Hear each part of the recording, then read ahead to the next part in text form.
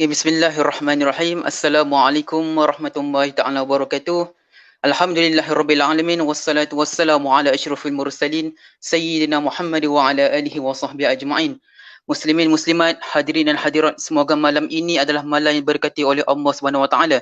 Jadi apa khabar semua? Apa khabar iman sahabat-sahabat semua? Alhamdulillah, pada hari ini kita telah diberi peluang untuk bertemu oleh Allah Subhanahu wa taala, iaitu pada tanggal 31 Ogos, iaitu merupakan satu tarikh yang keramat untuk rakyat Malaysia, di mana rakyat Malaysia meraihkan tarikh ini dalam pelbagai peringkat, sama ada peringkat negara, peringkat negeri, peringkat daerah dan lain-lain. Jadi apa tujuan kita meraihkan hari ini? Adalah untuk menzahirkan rasa syukur kita, rasa bahagia kita, rasa gembira kita dengan kemerdekaan yang dikecapi oleh negara Malaysia sejak tahun 1957. Alhamdulillah. Jadi alhamdulillah, malam ini pun Allah masih lagi beri peluang pada kita untuk kita menyertai satu majlis ilmu pada malam ini, iaitu bedah buku Islam dan Kebangsaan, Anjuran Sinergi Mahasiswa Islam SMI. Jadi seperti kita maklum, karya ini Islam dan Kebangsaan adalah karya terbaru Datuk Seri Tuan Guru Haji Abdul Hadi bin Awang, yang merupakan Presiden PAS Parti Islam Malaysia dan juga merupakan duta khas yang amat berhormat Perdana Menteri ke Timur Tengah bertaraf Menteri sempena Hari Kemerdekaan. Dan insya-Allah sebuah sedikitlah berkaitan dengan buku ini. Buku ini ditulis oleh Tuan Guru semasa masih lagi dalam fasa PKP. Tuan Guru menulis buku ini, dan dalam buku ini juga ada banyak menekankan tentang konsep bangsa selari dengan ajaran Islam sebagai agama fitrah dan lain-lain.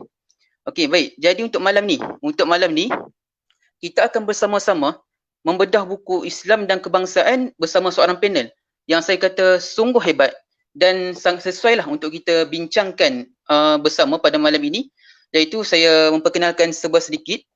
Nama diberi Ustaz Abdul Malik bin Abdul Razak, dan beliau merupakan Setiausaha Akbar Presiden Parti Islam Malaysia PAS. Jadi kita mempersilakan dengan penuh takzimnya Al-Fadil Ustaz Malik bagi berdiskusi bersama-sama kita berkenaan buku Islam dan Kebangsaan. Falyatafaddal mashkura. Dipersilakan Ustaz.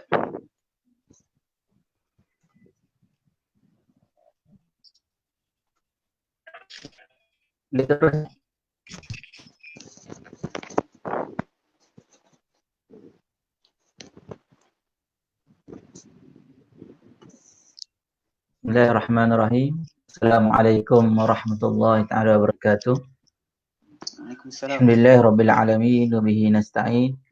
Wa la 'udwana illa 'alal zalimin. Asyhadu an la ilaha illallah wahdahu la syarika lah. Wa asyhadu anna Muhammadan 'abduhu wa rasuluh. Allahumma shalli wa sallim ala sayyidina Muhammad wa ala alihi wa sahbihi ajma'in. Qala rabbi shrah li sadri wa yassir li amri wahlul 'uqdatam min lisani yafqahu qawli. Apa ba'd, yang dihormati pengurusi, saudara Amir dan semua sahabat-sahabat rakan-rakan mahasiswa daripada Sinergi Mahasiswa Islam Universiti Sains USIM dan semua rakan-rakan yang dikasihi oleh Allah Subhanahu wa taala.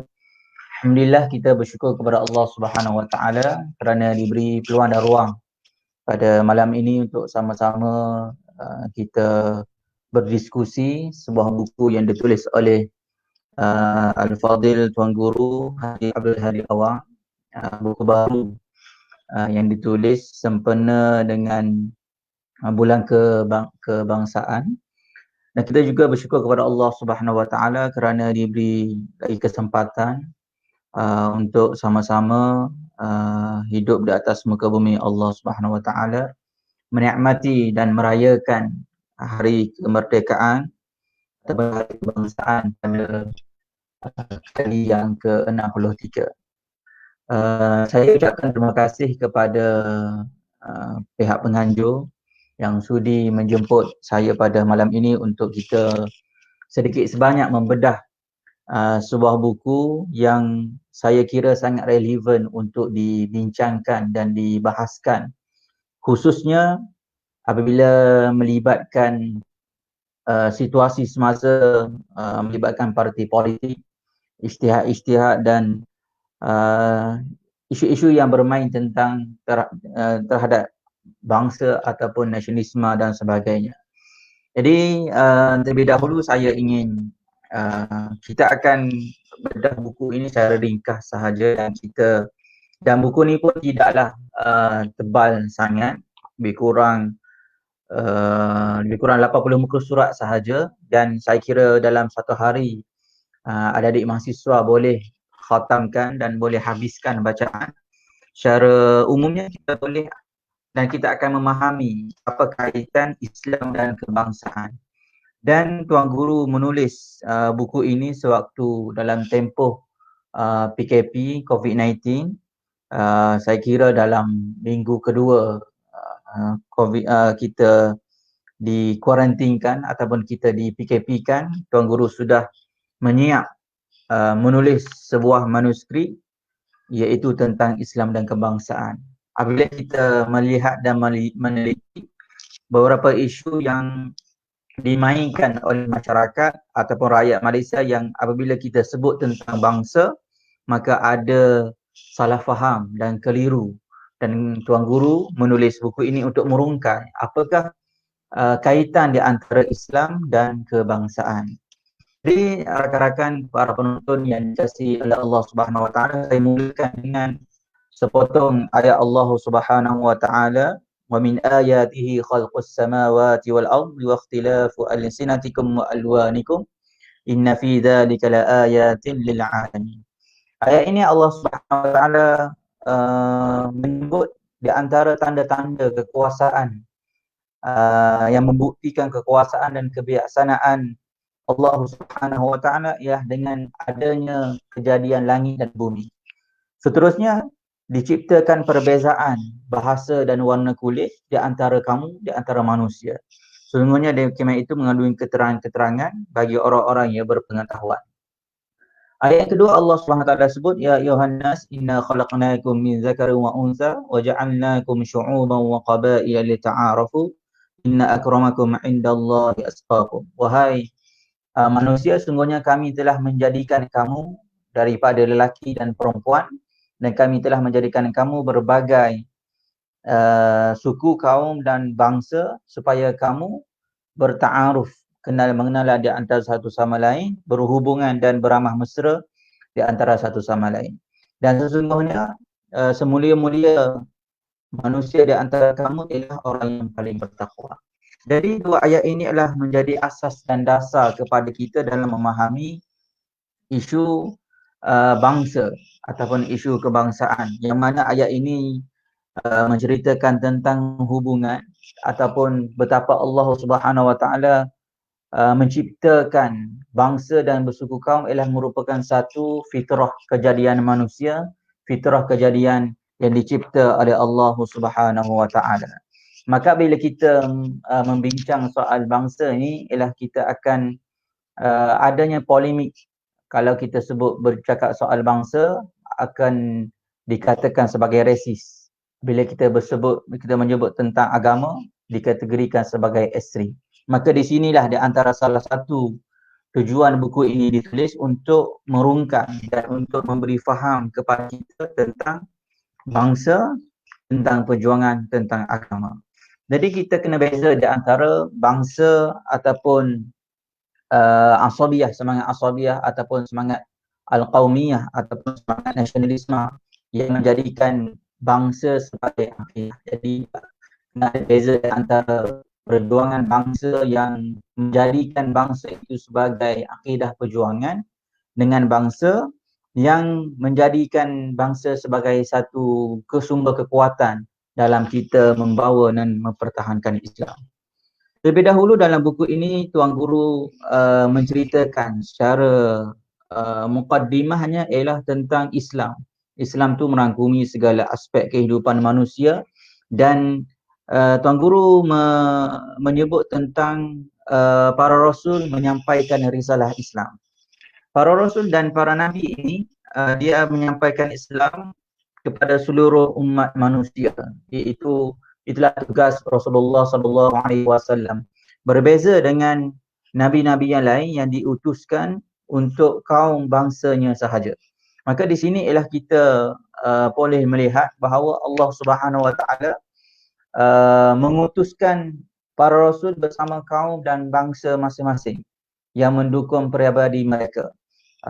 Ada para rasul berdakwah untuk mengumpulkan pengikut yang terdiri di kalangan kaum bangsa masing-masing sehingga dikumpulkan menjadi sebuah kumpulan Islam.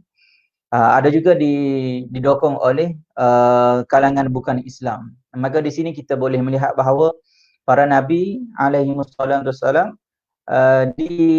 didokong oleh kaum bangsa masing-masing dan disokong oleh orang bukan Islam. Walau bagaimanapun ada nabi-nabi, khususnya iaitu Nabi Lut alaihi salam yang merupakan sebagai contoh nabi yang tidak disokong oleh keluarga dan bangsanya sendiri, hanya didokong oleh anak perempuannya. Kita lihat juga Nabi Syuaib alaihi salam didokong oleh bangsanya, maka mereka yang menolak dakwah baginda tidak boleh menganiayai atau mencederakan baginda Nabi Syuaib. Dan kita lihat juga ialah dengan Rasulullah sallallahu alaihi wasallam yang dipertahankan oleh keluarga, kaum keluarganya sendiri walaupun tidak menganut Islam tetapi mempertahankan baginda Nabi Muhammad sallallahu alaihi wasallam. Di situ kita lihat juga ialah kasih sayang para rasul kepada kaum bangsanya. Jadi banyaklah ayat-ayat Allah Subhanahu wa taala yang menceritakan tentang Allah Subhanahu wa taala mengutuskan ataupun mewahyukan kepada Nabi Musa alaihissalam dan Nabi Harun untuk menyelamatkan bangsanya. Izhab anta wa akhuka bi ayati wa la tanya fi zikri izhaba ila fir'auna innahu tagha. Banyak ayat-ayat Allah SWT yang menceritakan tentang wahyu ta'ala untuk menyelamatkan bangsa masing-masing. Dan kita apabila kita nak melihat kepada kerasulan Nabi Muhammad SAW, kita melihat kepada nabi-nabi ini ialah ada sebagaimana yang saya sebut, nabi ini ada yang didokong oleh bangsa sendiri, ada nabi yang tidak didokong oleh bangsanya seperti Nabi Lut alaihissalam. Dan bila kita melihat kepada Nabi Muhammad SAW, Nabi Muhammad ada dua perbezaan di antara marhalah Makkiyah dengan marhalah Madaniyah. Di marhalah Makkiyah, Nabi ini banyak berdakwah kepada bangsa Arab Jahiliyah. Walaupun ketika itu Nabi berdepan dengan kuasa besar Rum dan Parsi. Akan tetapi pada peringkat awal, Nabi mengajak bangsa Arab Jahiliyah untuk kembali kepada Islam. Ketika itu saya lihatlah betapa kerasnya bangsa Arab yang kita boleh katakan sangat jahiliyah sehingga sanggup untuk membunuh anak perempuan masing-masing kerana tidak boleh berperang, dan sehinggalah membuat amalan-amalan jahiliyah yang lain. Seterusnya kita lihat juga ialah itu pada peringkat awal marhalah Makkiyah. Apabila kita pergi kepada marhalah Madaniyah, Nabi Muhammad SAW menyatukan umat Islam, disatukan Aus dan Khazraj, disatukan Muhajirin dan Ansar, disatukan di antara Arab dan bukan Arab, dan diajar bersama dan didokong oleh orang bukan Islam yang tidak ekstrim. Di sinilah kita boleh melihat contoh yang praktikal yang dibawa oleh baginda Nabi Muhammad SAW, iaitu soal kesatuan umat Islam, yang mana yang saya akan bincang secara lanjut selepas ini, iaitu konsep yang dibawa oleh Nabi Muhammad SAW yang kita terima pakai pada hari ini, khususnya dalam kita mengadakan kerjasama dan kita menyatukan umat Islam, iaitu konsepnya ialah satukan Melayu Islam dan ajak bukan Islam yang tidak ekstrim. Ini konsep yang pertama yang kita mesti faham, iaitu kita nak satukan Melayu Islam sebagaimana disatukan Aus dan Khazraj, disatukan Muhajirin dan Ansar, dan diajak bersama bukan Islam yang tidak ekstrim. Ini asas kepada penyatuan ummah yang kita berpegang kepada wa'tasimu bihablillahi jami'an wa la tafarraqu. Seterusnya konsep yang kedua ialah yang mesti difahami ialah tentang selamatkan bangsa bersama Islam. Semua bangsa akan selamat. Akan tetapi kalau selamatkan bangsa tanpa Islam, semua bangsa tidak akan selamat. Jadi ini yang kita akan huraikan lebih lanjut selepas pada ini. Seterusnya tuan-puan, seterusnya sahabat-sahabat, tuan-tuan puan-puan yang dikasihi oleh Allah Subhanahu Wa Taala, kita lihat juga dalam buku ini penulis Tuan Guru Haji Abdul Hadi Awang telah menggariskan tentang prinsip-prinsip yang digariskan oleh Islam dalam memimpin masyarakat majmuk. Prinsip pertama yang disebut oleh Tuan Guru dalam buku ini adalah konsep tiada paksaan dalam beragama. Maknanya Islam ini, dia walaupun Islam ni suatu agama yang tinggi dan kita berpegang kepada umayyah betul Islami dina falan yuqbal min wa fil akhirati minal khasirin, akan tapi Islam ini tidak boleh memaksa kaum bukan Islam untuk menganut Islam. Kerana apabila kita memaksa mereka menganut agama Islam, mereka akan menganut dalam keadaan terpaksa. Maka menjadi satu perkara yang tidak diizinkan oleh Allah Subhanahu Wa Taala kepada umat Islam untuk memaksa agama lain. Oleh itu kita beri kebebasan kepada agama-agama lain, kepada penganut-penganut agama lain untuk mengamalkan amalan mereka masing-masing. Maka tetapi kita mengajak mereka untuk mendukung kepimpinan kerajaan, kepimpinan Islam yang dikuasai oleh umat Islam. Seterusnya ialah konsep, prinsip kedua ialah konsep adil untuk semua. Inilah Islam mewajibkan kita berlaku adil, dan keadilan Islam ini terpakai kepada musuh sekalipun. Kalau kita diserang ataupun berlakunya perkara-perkara yang tidak dirancang, berlakunya kekacauan, diserang oleh musuh Islam, maka Islam mendahulukan perdamaian. Maka Islam keadilan juga terpakai kepada walaupun terhadap musuh. Ini di antara prinsip yang paling penting. Seterusnya ialah kemuliaan bangsa tidak boleh merentasi keadilan. Dan Islam juga menolak semangat asabiyah, iaitu antu'ina qaumaka 'ala zulmi, iaitu menolong ataupun membantu kaum masing-masing dalam keadaan tidak berlaku adil. Maka Islam tidak membenarkan sebagaimana apabila Nabi Muhammad SAW diminta untuk membebaskan seorang bangsawan, maka Nabi kata wa'aimullah law anna Fatimah binti Muhammad saraqat laqata'tu yadaha. Kalaulah Fatimah binti Muhammad itu mencuri, maka akan potong tangannya sendiri. Seterusnya ialah konsep kebajikan dan perdamaian yang disebut oleh Tuan Guru dalam buku ini adalah sikap kita terhadap bukan Islam yang bersikap baik dari sudut hubungan dengan kemanusiaan. Maka kita wajib mengadakan hubungan yang baik. Kalau orang bukan Islam itu tidak ekstrim, orang bukan Islam itu boleh bermuamalah, menjaga hak umat Islam, maka wajib kepada kita untuk mengadakan hubungan dengan baik. Kalau terhadap musuh-musuh Islam yang bukan Islam, maka kita mesti dahulukan perdamaian. Idfa' billati hiya ahsan wa in janahu lis-salmi fajnah laha wa tawakkal 'ala Allah. Ayat ini adalah ayat yang apabila berlakunya perjanjian Hudaibiyah, apabila Nabi Muhammad SAW mahu membuka kota Makkah, maka pihak kaum Quraisy menawarkan perdamaian. Maka Nabi kata, kita mesti dahulukan perdamaian, kembali kepada ayat wa in janahu lis-salmi fajnah laha wa tawakkal 'ala Allah. Iaitu mesti dahulukan perdamaian. Dan dalam buku ini juga telah merungkai satu kejayaan umat Islam ataupun tamadun Islam pada zaman dahulu yang berjaya untuk mentadbir 2/3 dunia. Apa kekuatan yang ada pada generasi terdahulu? Yang pertama ialah kekuatan beriman kepada Allah dan beriman kepada hari akhirat.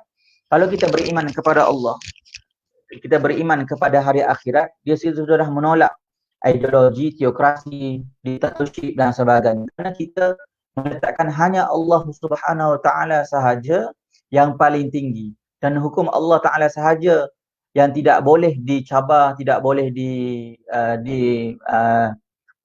dicela dan sebagainya. Maka kita meletakkan perundangan Islam mengatasi manusia hatta pemimpin sekalipun. Di sini adanya rule of law. Di sini juga ada kita menolak ideologi teokrasi ataupun diktator yang mengagungkan atau mentuhankan manusia, sama ada bertuhankan manusia atau bertuhankan keduniaan. Yang seterusnya ialah apabila kita beriman kepada hari akhirat. Ini sahaja yang membezakan kita dengan ideologi politik yang lain. Politik Islam ialah politik yang ada dosa dan pahala. politik yang ada pertimbangan syurga dan neraka. Kerana kita beriman kepada hari akhirat menjadikan kita lebih integriti. Hari ini ramai orang bercakap soal integriti, tetapi integriti dari sudut Islam mesti dipasang dengan keimanan, ketakwaan kepada Allah Subhanahu Wa Taala. Oleh sebab itu kita tidak peliklah orang yang bercakap zero rasuah, integriti, dan orang itu jugalah yang didakwa, yang disabitkan bersalah di mahkamah. Kerana kita dari sudut konteks politik Islam, kita mendahulukan keimanan, ketakwaan kita kepada Allah Subhanahu Wa Taala. Kita takut kepada Allah berbanding kita takut kepada undang-undang manusia. Kalau kita anggap bahawa setiap amalan ijtihad politik yang dilakukan ada perhitungan dosa dan pahala, ada perhitungan syurga dan neraka, maka ini menjadikan satu kunci kejayaan untuk kita tidak melakukan rasuah, tidak melakukan kezaliman, tidak melakukan perkara-perkara yang bertentangan dengan Islam. Kerana apa? Kerana kita beriman kepada hari akhirat yang kita akan balas setiap apa jua tindakan, keputusan yang kita lakukan dalam khususnya soal politik. Seterusnya ialah rahsia kejayaan Islam juga ialah taqwa kepada Allah SWT. Seringkali kita membincangkan soal taqwa ni ialah ibarat sebagaimana disebut oleh para sahabat ialah kita berjalan di tempat yang berduri. Tapi taqwa di sini ialah sebagaimana yang saya baca ayat di awal tadi, inna akramakum indallahi atqakum, iaitu taqwa ini meletakkan ketinggian keimanan, ketakwaan melampaui aspek bangsa dan kaum. Maka mana-mana bangsa yang bertakwa, yang menerima Islam, maka mereka layak untuk memimpin dunia Islam, memimpin umat Islam. Yang seterusnya ialah keadilan untuk semua. Ini prinsip yang disebut oleh Tuan Guru dalam buku Islam dan Kebangsaan.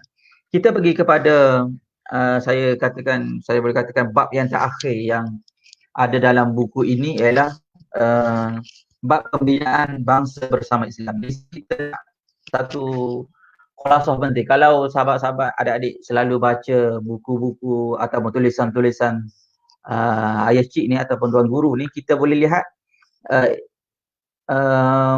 boleh katakan yang penghujung itulah yang core business yang mahu disampaikan oleh Tuan Guru.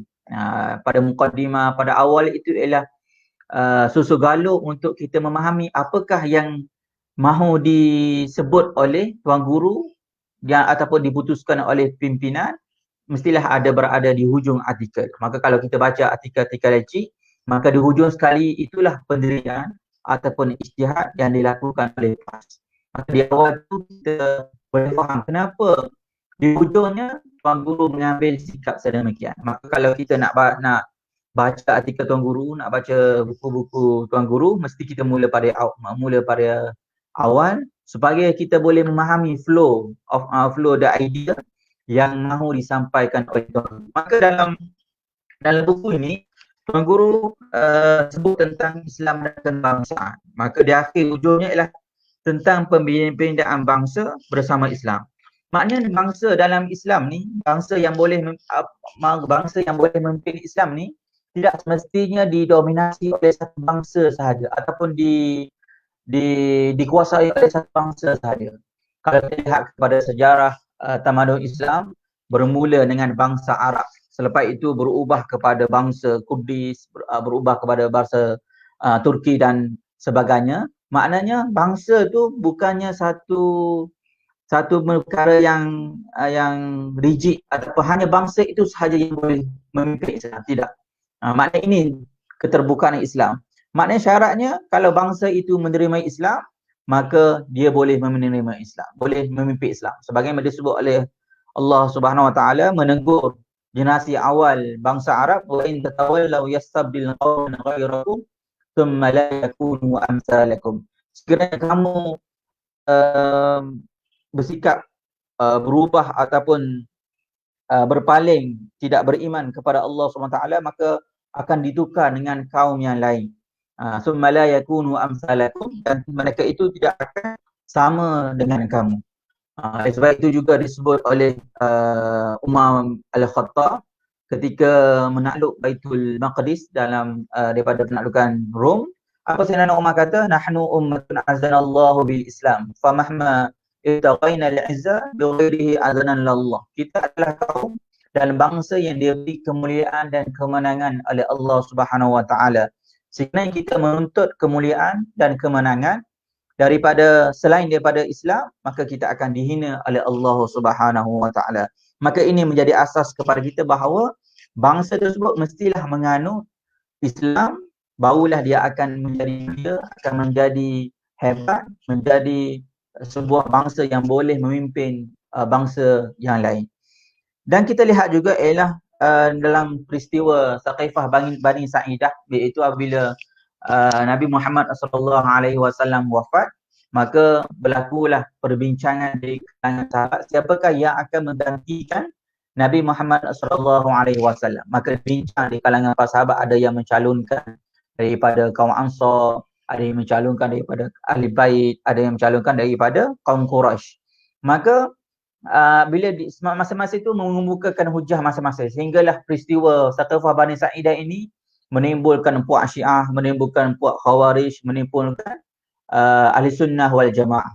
Maka pandangan yang mengatakan bahawa kaum itu mesti dipimpin oleh kaum yang dominan berdasarkan kepada hadis a'immatu min Quraisy, para pemimpin itu hendaklah daripada Quraisy. Maka di sinilah Ibnul Khaldun membahaskan dan menyatakan bahawa pemimpin tu mesti berasal daripada kaum yang dominan. Maka dilantik Sayyidina Abu Bakar ketika itu kerana kaum Quraisy merupakan kaum yang paling dominan dalam masyarakat Arab. Maka dilantiklah Sayyidina Abu Bakar As-Siddiq sebagai khalifah pertama menggantikan Nabi Muhammad SAW.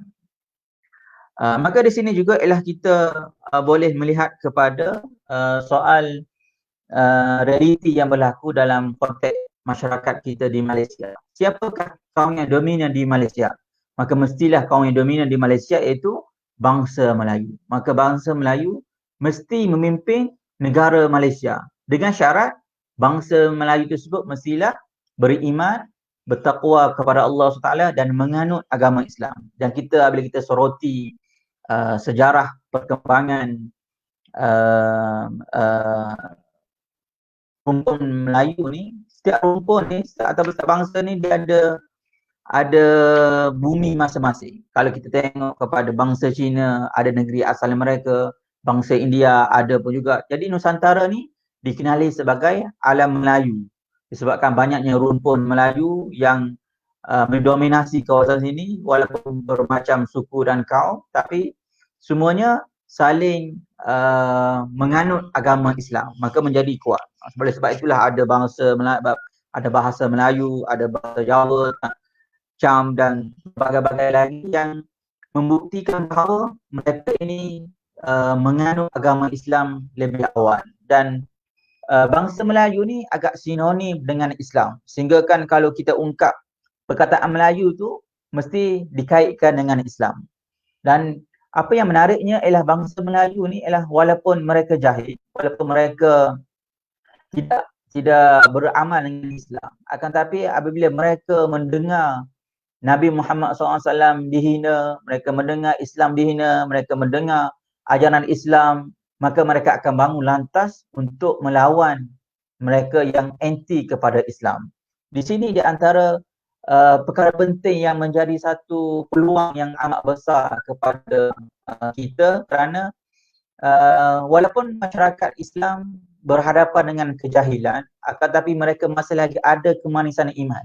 Bagaimana kita sebut dalam hadis yang selalu kita dengar ialah tentang 3 sifat orang yang memiliki kemanisan iman. Salah satunya adalah orang yang apabila disebut ataupun dikatakan mereka ni kufur, maka mereka ni akan marah.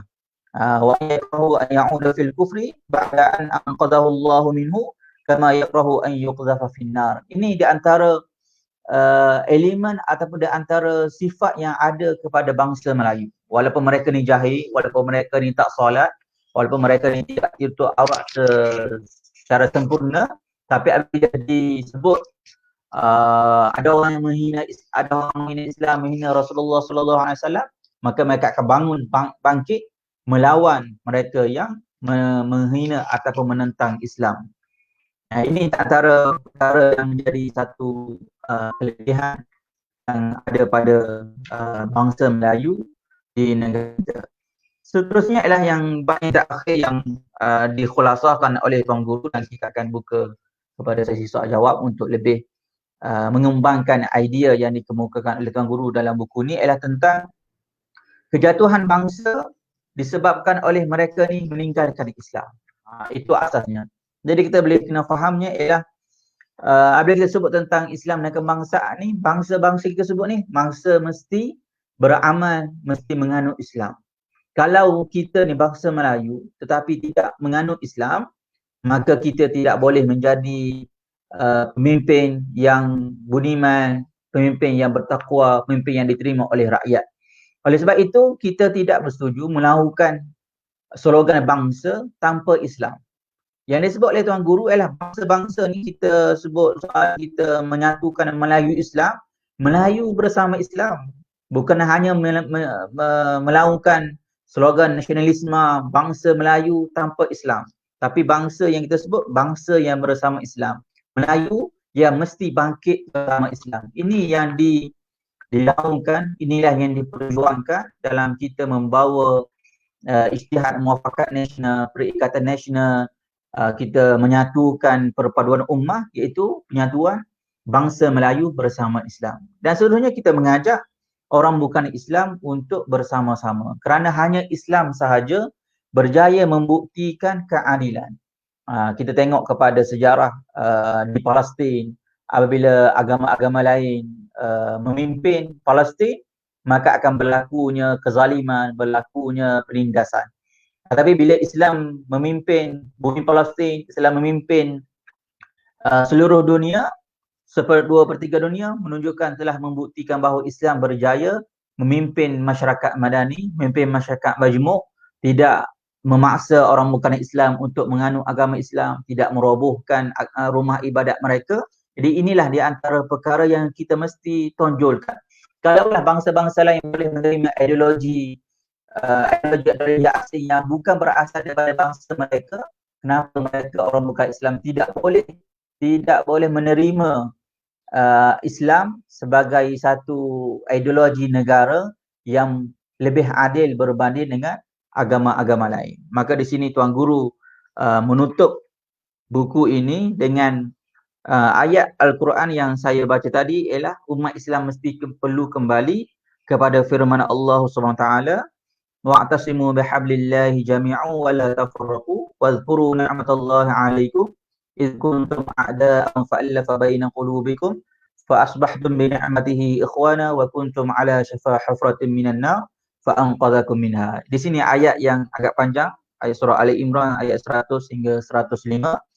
Jadi saya kira secara ringkasnya kita boleh faham dan jelas bahawa buku ini bukan membincangkan soal bangsa dari sudut fahaman nasionalisme ataupun bangsa dari sudut falsafah barat, tapi bangsa mengikut perspektif Islam. Maka kita ringkaskan bahawa Nabi-Nabi ada didokong oleh bangsa sendiri, ada Nabi yang tidak didokong oleh bangsa mereka. Sehinggalah ada hadis Nabi menyebut selepas mana disebut tentang kisah Nabi Lut tidak didokong oleh bangsa mereka, Nabi bersabda, "Wa ma ba'athallahu min ba'dihi min nabiyyin illa fi sarwatin min qaumi." Nescaya Allah tidak akan mengutuskan seorang nabi selepas Nabi Lut ini kecuali nabi tersebut mempunyai kekuatan daripada kaumnya sendiri. Maka di sini kita boleh faham dan jelas bahawa bangsa Melayu mesti menganut agama Islam, barulah bangsa Melayu itu menjadi hebat. Kalau bangsa Melayu tidak menganut Islam, tidak beramal Islam, maka akan beralih kepada bangsa Cina atau bangsa-bangsa lain sekiranya mereka menerima Islam dan mereka menjadi dominan semula untuk memimpin negara Malaysia. Jadi untuk situasi yang terkini, hanya kita boleh katakan bangsa Melayu itu mesti bersatu dan memimpin negara Malaysia bersama-sama, disokong oleh orang bukan Islam yang tidak ekstrim. Jadi saya rasa itulah sekali ringkas dalam kita membincangkan Islam dan kebangsaan, dan saya serahkan kepada pengurusi.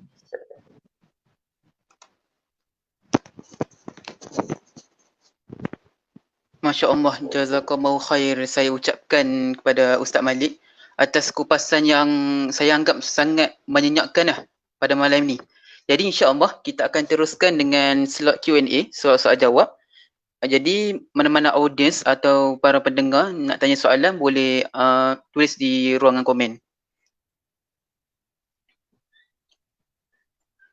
Ustaz, saya dapat satu PM daripada WhatsApp lah. Dia minta saya tanyakan pada Ustaz. Jadinya soalannya, Assalamualaikum Ustaz. Boleh tak Ustaz terangkan isu Islam yang jahat dan kafir yang jujur? Terima kasih Ustaz. Silakan Ustaz.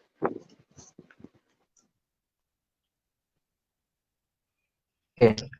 Soalan yang dimukakan oleh sahabat kita, Muslim yang jujur, Muslim yang jahat dengan kafir yang jujur, ataupun Muslim yang jahat ataupun kafir yang baik lah. Okay, di sini Tuan Guru sudah banyak menulis artikel-artikel yang membincangkan isu ini. Seringkali kita mendengar satu fahaman yang agak asing sebenarnya daripada Islam, yang boleh menerima seorang kafir walaupun dikatakan sebagai baik lah. Walaupun hari ni kita tengok kafir yang dikatakan baik itu juga mempunyai kes-kes yang sedang disiasat. Dia juga kita lihat di sini ialah perkara pertama ialah nilai keimanan dalam diri manusia yang membezakan di antara Islam dan kafir. Di sini kita boleh Guru banyak menulis artikel mengenai isu ini, yang kita boleh jawabnya ialah nilai keimanan itu sendiri. Walaupun orang Islam ni dia jahat, tapi sekiranya dia ada nilai iman dalam diri mereka, maka menyebabkan sejahat-jahat mereka boleh bertaubat dan boleh masuk syurga. Tetapi seorang kafir, walaupun dia baik, walaupun dia bermoral, tapi mereka tidak ada iman, maka di sisi Islam mereka tetap akan dimasukkan oleh Allah SWT dalam api neraka. Maka di sinilah kita mengajak dan kita membincangkan soal nilai keimanan yang dari sudut konteks ini. Maka kita tidak boleh terkeliru dengan fahaman-fahaman yang mengatakan bahawa orang kafir yang soleh ataupun kafir yang baik ini lebih baik berbanding orang Islam yang jahat. Sebabnya orang Islam yang jahat ni dia masih lagi ada peluang untuk bertaubat, masih ada lagi peluang untuk kembali kepada Islam. Oleh sebab itu kita tengok di dalam hadis yang tentang hadawat Islam ni, sejahat-jahat orang Islam di Malaysia ni walaupun jahat, tapi apabila dikatakan dihina terhadap Islam, dihina Rasulullah SAW, mereka ni akan bangkit mempertahankan Islam.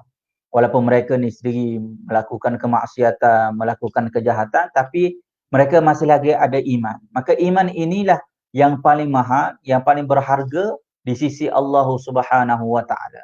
Walaupun orang bukan Islam tu baik dari sudut zahirnya, tapi mereka ni tidak beriman kepada Allah Subhanahu Wa Taala. Maka kita tidak ada satu ikatan yang sangat kukuh untuk menyatukan mereka. Maka sebab itulah kita tengok juga kepada apabila berlakunya perjanjian Hudaibiyah, berlakunya Fathu Mekah, apabila Nabi Muhammad SAW membuka Fathu Mekah, Nabi Muhammad mengampunkan pesalah-pesalahnya, sehingga kan disebut dalam Al-Quran, maka berbondong-bondonglah manusia menganut agama Islam. Hasil daripada strategi Nabi Muhammad SAW memaafkan bangsa Arab, bangsa Quraisy yang ada kesilapan dan kesalahan. Maka tanggungjawab kita sebagai sebuah kumpulan Islam untuk menyelamatkan manusia seramai yang mungkin, bukannya untuk kita memasukkan ataupun menerakakan mereka.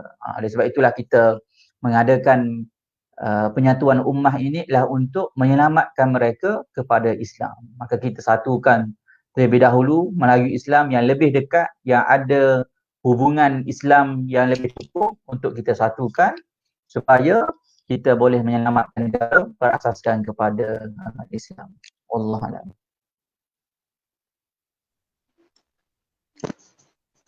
Baik, syukran jazilan Ustaz. Jadi seterusnya Ustaz, ada soalan kedua daripada Nur Suraya Zakaria. Dia tanya, Assalamualaikum Ustaz, bolehkah Ustaz beri pesanan kepada anak muda terutamanya untuk macam mana nak betul-betul memerdekakan hati dan jiwa, bukan sekadar merdeka dari segi fizikal. Syukran Ustaz. Okay, terima kasih kepada saudari Suraya. Dan soal kemerdekaan pada hari ini yang kita bincangkan ialah kita sudah merdeka dari sudut penjajahan. Penjajah sudah lari, sudah balik ke negara mereka. Akan tetapi kita masih lagi dijajah dari sudut pemikiran, dari sudut jiwa, dari sudut fahaman, dari sudut ideologi. Maka menjadi tanggungjawab kepada anak muda pada hari ini ialah untuk memerdekakan jiwa mereka dari sebarang falsafah-falsafah ataupun fahaman-fahaman yang terpesun daripada Islam.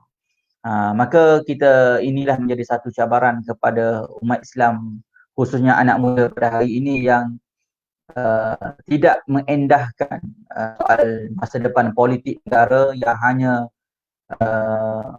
kalau pihak 14 dahulu membuat keputusan melalui membuat keputusan pilihan raya melalui belajar di Facebook, di grup WhatsApp semata-mata tanpa memikirkan dengan lebih panjang ataupun lebih mendalam kesan terhadap keputusan yang dibuat. Maka menjadi satu tanggungjawab kepada pemuda, kepada anak muda untuk berdakwah kepada kalangan anak muda pada hari ini untuk kembali kepada Islam.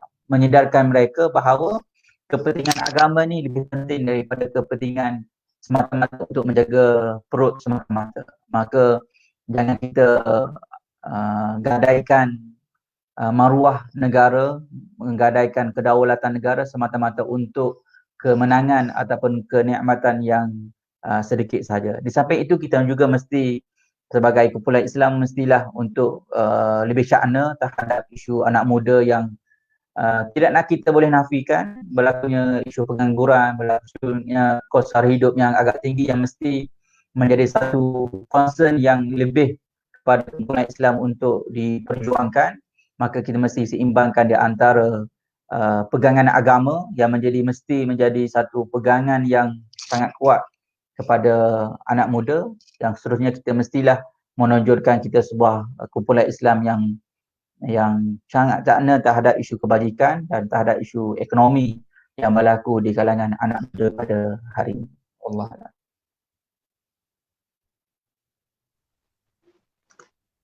Baik, terima kasih Ustaz atas jawapan. Seterusnya Ustaz, soalan ketiga Ustaz, daripada saudara Firdaus. Soalannya, ada orang kata bangsa atau keturunan ni tidak menentukan apa-apa. Yang penting takwa. Tapi kenapa ada orang yang mengagungkan para habaib? Terima kasih Ustaz. Okay, oleh sebab itu kita dalam perbincangan kita tadi ialah bangsa dan keturunan ini memang bukannya mendahului soal agama ataupun soal Islam. Sebab itu kita berpegang kepada inna akramakum indallahi asmakum. Jadi asas yang pertama ialah kita faham bahawa bangsa ni tidak ada nilai sedikit pun tanpa Islam. Bangsa itu akan bernilai sekiranya mereka ni menganut agama Islam, menganut dan beramal dengan Islam. Itu yang pertama yang kita mesti faham. Maknanya kita sebut soal bangsa, soal kaum keluarga dan soal kaum keluarga pun Islam meraihkan fitrah, Islam meraihkan cinta kepada keluarga masing-masing.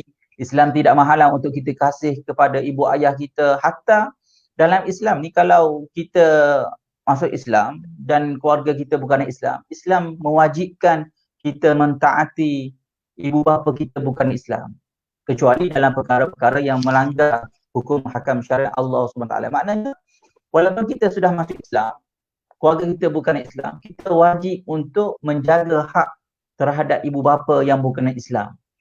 Kerana dalam soal konteks hubungan keluarga, ia merupakan satu fitrah manusia. Cinta kepada keluarga masing-masing, cinta kepada suku kaum masing-masing. Tetapi kecintaan tersebut jangan menjadi sehingga menjadi akidah perjuangan yang disebut sebagai al-qaumiyah ataupun asabiyah. Itu perkara pertama yang kita mesti faham dan jelas.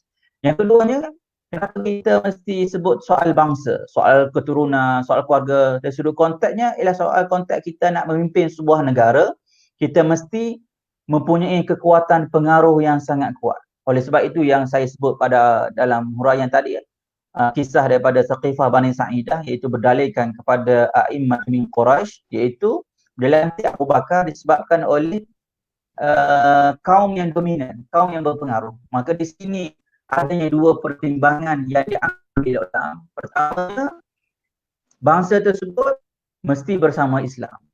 Barulah bangsa tersebut yang dominan tersebut boleh memimpin masyarakat.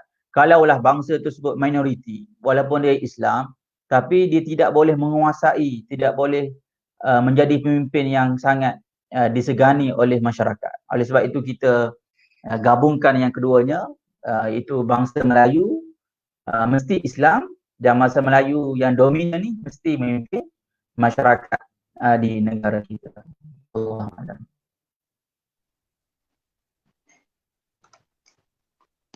Baik, syukran jazilan Ustaz atas jawapan sebentar tadi. Jadi ada soalan lagi tak daripada audiens?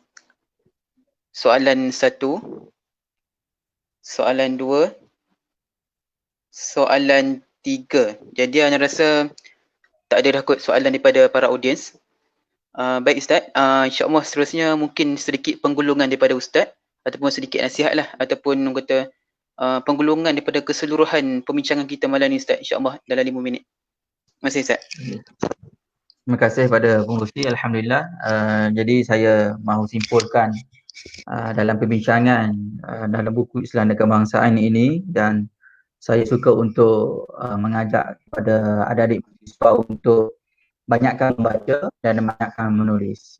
Ini antara dua perkara yang kami belajar dengan Tuan Guru Ayeci ni, ialah Tuan Guru ni memang sangat kuat membaca dan sangat banyak menulis. Dan insya-Allah melalui Pustaka Barometer Ummah yang merupakan penerbit kepada buku-buku Tuan Guru Haji Abdul Hadad Awang ni, akan menerbitkan setiap bulan mesti ada buku baru yang akan dikeluarkan oleh Pustaka Barometer Ummah untuk tatapan untuk pembacaan kepada masyarakat. Dan insya-Allah dalam bulan hadapan kita akan keluarkan buku fiqh siasat Sayyidina Abu Bakar, dan seterusnya kita akan terbit kembali buku Islam dan Demokrasi. Jadi kita bersyukur kepada Allah SWT kerana kita ada seorang pemimpin, seorang ulama, seorang negarawan yang kita boleh membaca pemikiran mereka, pemikiran beliau dalam buku-buku, dalam tulisan-tulisan artikel, dalam ceramah-ceramah. Dan kalau kita kenal Tuan Guru ni, kalau kita selalu dengar ceramah beliau, dan kita boleh faham dan kita boleh faham bila kita baca artikel-artikelnya. Maksudnya dia bukan perkara yang berbeza. Kalau kita dengar ceramah dan kita baca artikel, perkara sama yang Tuan Guru akan hurai. Maknanya Tuan Guru bila berceramah, dia akan transfer ataupun akan susun idea dia semula melalui penulisan-penulisan artikel yang ditulis oleh Tuan Guru setiap minggu dan ditulis melalui buku-buku yang diterbitkan oleh Pustaka Barometer Ummah. Jadi saya menyuruh kepada adik-adik rakan-rakan mahasiswa untuk banyakkan membaca, banyakkan menulis. Dan untuk buku Islam dan Kebangsaan ini adalah satu buku yang sangat rasional dan sangat relevan untuk dibaca oleh kita sekarang apabila kita berdepan dengan isu kaum, berdepan dengan isu bangsa yang dimainkan oleh kumpulan-kumpulan tertentu yang apabila kita sebut soal Melayu Islam, mereka mengatakan bahawa kita bersifat resis, bersifat ekstrim, ataupun ada juga golongan yang terlalu ekstrim sehingga kan hanya Melayu Islam sahaja, sehingga menolak sokongan daripada bukan Islam. Itu juga tidak boleh kita terima dan tidak menggambarkan sifat praktikal yang dibawa oleh Nabi Muhammad SAW. Nabi Muhammad menyatukan Melayu Islam, Nabi Muhammad menyatukan Aus dan Khazraj, menyatukan Muhajirin dan Ansar. Pada masa sama Nabi Muhammad juga mendapat sokongan dan dukungan daripada orang bukan Islam yang tidak ekstrim. Maka buku ini sangat relevan untuk kita memahami politik semasa, untuk kita memahami apa adanya muafakat nasional, kenapa perlu adanya perikatan nasional, kenapa berlakunya penyatuan ummah berasaskan kepada ayat yang kita berpegang, wa'tasimu bihablillahi jami'a, kerana kita mahu menyelamatkan seramai mungkin masyarakat Islam yang jahil, yang tidak tahu agama kembali kepada Islam, dan kita mahu mengajak orang bukan Islam untuk menyokong kepimpinan Islam.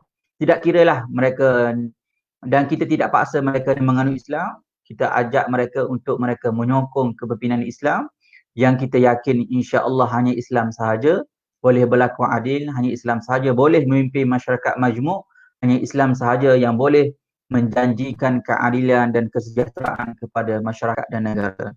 Jadi saya kira ada perkongsian ringkas pada malam ni, dan saya harapkan adik-adik mahasiswa boleh dapatkan buku ni untuk memahami dengan lebih lanjut, dengan lebih detail dalil-dalil yang saya tidak baca sangatlah dalil itu, dan adik-adik boleh rujuk dalam buku ni, dan banyak dalil-dalil yang dikeluarkan oleh tuan guru, dan kita tengok bila tulisan tuan guru ni tidak lari daripada dalil Al-Quran kepada As-Sunnah, maka diadun dengan sejarah ketamadunan Islam, diadun dengan sirah-sirahnya, akhir sekali dijawab ataupun dikeluarkan ijtihad-ijtihad dalam konteks masa berasaskan pada fiqhul waqi', fiqhul muwazanah, fiqh aulawiyah, fiqh ma'alat dan sebagainya, untuk kita memahami nas-nas Al-Quran dari sudut konteks semasa, supaya kita faham kenapakah berlakunya suatu ijtihad, berlakunya suatu keputusan, mesti adanya asas yang berlaku yang menyebabkan keputusan itu dibuat. Jadi saya ucapkan sekali lagi terima kasih kepada pihak penganjur, sahabat senaji mahasiswa Islam USIM yang sudi menjemput saya. Saya mohon maaf sekiranya ada ada kekurangan dalam perkongsian pada malam ni. Mudah-mudahan Allah Ta'ala berkati majlis kita. Selamat membaca, selamat salam kemerdekaan. Wallahu a'lam. Assalamualaikum warahmatullahi wabarakatuh. Waalaikumsalam warahmatullahi taala wabarakatuh. Masya-Allah, jazakumullah khair saya ucapkan pada Ustaz Malik atas kupasan yang saya anggap sangat mengesankan ya malam ni, sebab masa saya mula-mula nampak tajuk buku ni kan, Islam dan Kebangsaan, sebab selalunya bila kita dengar cakap pasal kebangsaan atau kemerdekaan ni, kita akan kaitkan dengan perjuangan, semangat patriotik, membela bangsa. Tapi apa kaitan dia dengan Islam? Jadi bila malam ni Ustaz dah terangkan sedikit kan, dengan kita sama-sama berdiskusi sikit, alhamdulillah tercerah rasanya macam mana kebangsaan itu boleh dikaitkan dengan ajaran Islam tu. Sebab itulah wajar bagi kita lah untuk kita ambil ibrah dengan kupasan bedah buku malam ni, dan kita aplikasikan dalam kehidupan seharian kita, insya-Allah. Jadi apa yang saya dapat simpulkan lah secara ringkas lah daripada perkongsian Ustaz malam ni, saya tertarik dengan quote ni lah. Kecintaan kepada kaum dan bangsa adalah fitrah kejadian. Sejarah telah menunjukkan bangsa bersama Islam akan berjaya. Sebaliknya, apabila Islam ditinggalkan, mereka akan menjadi bangsa yang lemah dan hina. Oleh itu, bangsa Melayu mestilah mengamalkan agama Islam, barulah menjadi bangsa yang hebat. Betul, Ustaz? Okey, baik. Jadi, sebab itulah pentinglah bagi kita untuk memahamilah kaitan antara Islam dengan konsep kebangsaan ni, supaya tidak menimbulkan semangat kebangsaan yang sempit, insya-Allah. Jadi, Ustaz, sebenarnya ada orang request untuk doa, boleh Ustaz?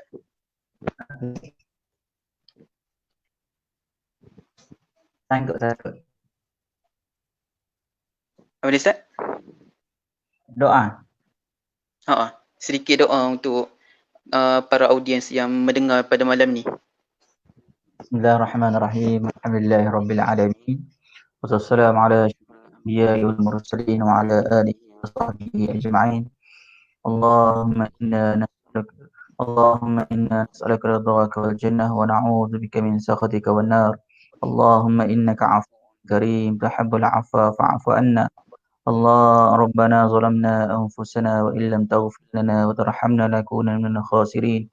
ربنا لا تزغ قلوبنا بعد إذ هديتنا وهب لنا من لدنك رحمة إنك أنت الوهاب.